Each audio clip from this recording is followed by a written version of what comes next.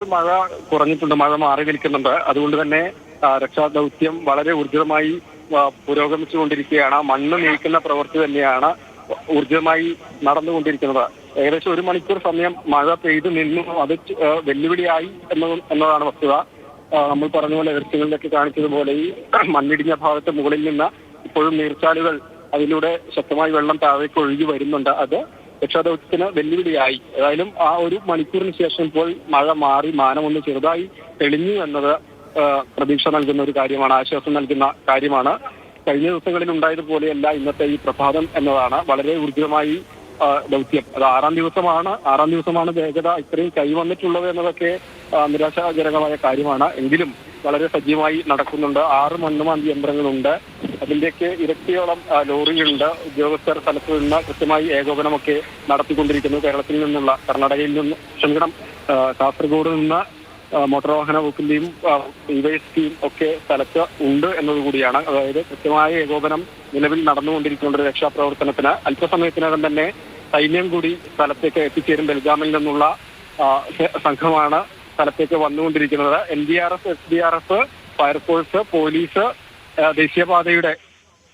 ദേശീയപാത അതിർത്തിയുടെ പണിക്കാർ എന്നിവരെല്ലാം ചേർന്നുകൊണ്ടാണ് നിലവിൽ രക്ഷാദൗത്യം നടത്തിക്കൊണ്ടിരിക്കുന്നത്.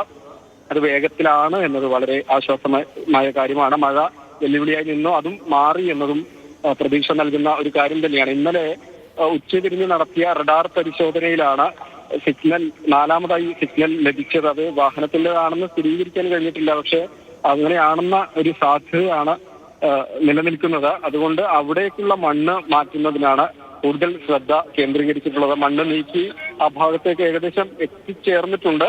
പക്ഷേ വാഹനത്തിൻ്റെതായ ഒന്നും തന്നെ കണ്ടെത്തുവാൻ കഴിഞ്ഞിട്ടില്ല എന്നതുകൂടിയാണ്. റഡാർ പരിശോധന ഇന്നലെ നടത്തിയത് MIT സുരത്കല്ലിൽ നിന്നുള്ള വിദഗ്ധ സംഘമാണ്. രാഹുൽ, നമ്മൾ പ്രതീക്ഷയോടെ നോക്കി നിൽക്കുന്നത് എപ്പോൾ സൈന്യം അവിടേക്ക് എത്തും എന്നുള്ളതാണ്. കൂടുതൽ ഇപ്പോൾ രഞ്ജിത്ത് ഇസ്രയേലൊക്കെ പറയുന്നത് പോലെ സൈന്യത്തിന്റെ എഞ്ചിനീയറിംഗ് വിഭാഗം വരുമ്പോൾ അവരുടെ കയ്യിൽ കൂടുതൽ ഇതിനെപ്പറ്റിയുള്ള പരിജ്ഞാനമുണ്ട്. ഒരുപക്ഷെ കൂടുതൽ സാങ്കേതിക വിദ്യ ഉണ്ടാകും. അപ്പം അത് ഇത്തരത്തിലുള്ള മേഖലകളിൽ പരിശീലിച്ച അല്ലെങ്കിൽ പരിചയിച്ച അനുഭവ സമ്പത്തുണ്ട്. അപ്പം എപ്പോൾ ആർമി ആ സ്ഥലത്തേക്ക് എത്തുമെന്നാണ് അറിയേണ്ടത്. ബെലഗാവിൽ നിന്ന് ഈ പറയുന്ന അങ്കോലയിലേക്ക് 200 കിലോമീറ്ററോളം ദൂരമുണ്ട്. അപ്പൊ ഏകദേശം എത്ര സമയത്തിനുള്ളിൽ അവർ അവിടേക്ക് എത്തും രാഹുൽ? 11:30 സൈന്യം സ്ഥലത്ത് എത്തിച്ചേരും എന്ന വിവരമാണ് ഉള്ളത്. സംഘം വന്നുകൊണ്ടിരിക്കുകയാണ്. പക്ഷെ 11:30 ഈ മേഖലയിലേക്ക് എത്തിച്ചേരും എന്നതാണ്.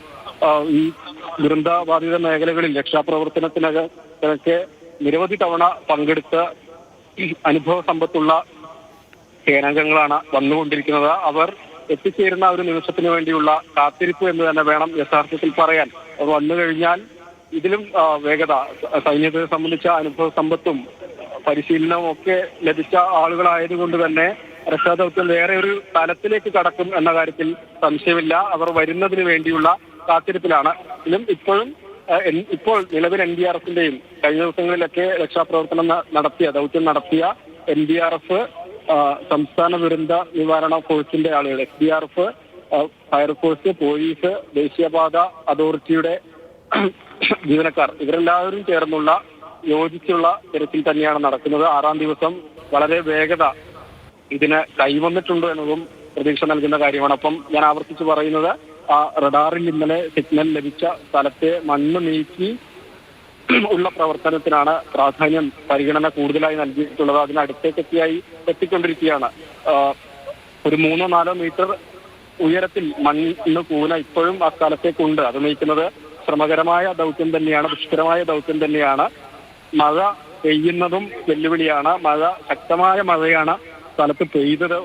ഇപ്പോൾ മഴ പെയ്ത് തോർന്നിട്ടുണ്ട്. ഒരു 15 മിനിറ്റായി മഴ മാറി നിൽക്കുന്നു എന്നതും ആശ്വാസകരമായ കാര്യം. അർജുൻ എവിടെ, വാഹനം എവിടെ എന്നുള്ള ചോദ്യം തന്നെയാണ്. അതിനാണ് ഉത്തരം കണ്ടെത്തേണ്ടത്. അതിനുവേണ്ടിയുള്ള രക്ഷാദൗത്യം വളരെ ഊർജിതമായി ഇപ്പോൾ നടക്കുന്നുണ്ട്. സൈന്യം കൂടി 11 മണിയോടുകൂടി